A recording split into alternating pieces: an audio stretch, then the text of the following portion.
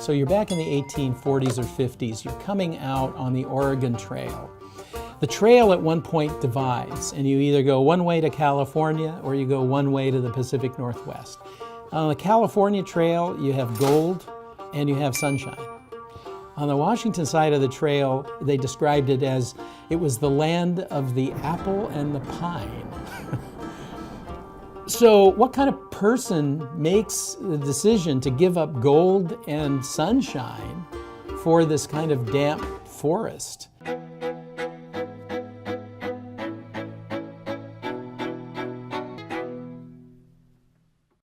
Welcome to the Mossback's Den, and today we're going to talk about what the heck is a mossback.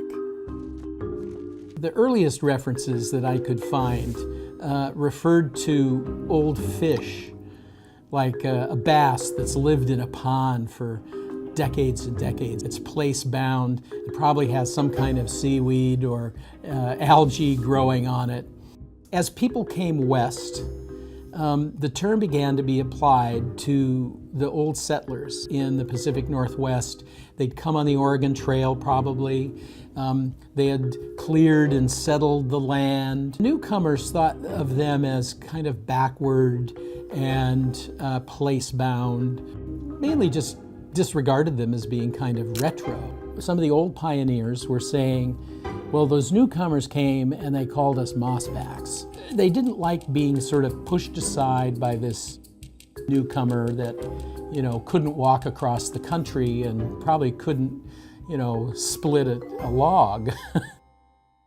I had a column in Seattle Weekly and I named it Mossback. I was kind of reclaiming this old epithet. And to me, a mossback is not somebody who was born in the Northwest, but it's somebody who comes here and knows that they're home. Somebody who comes here and allows this place to change them, to shape them.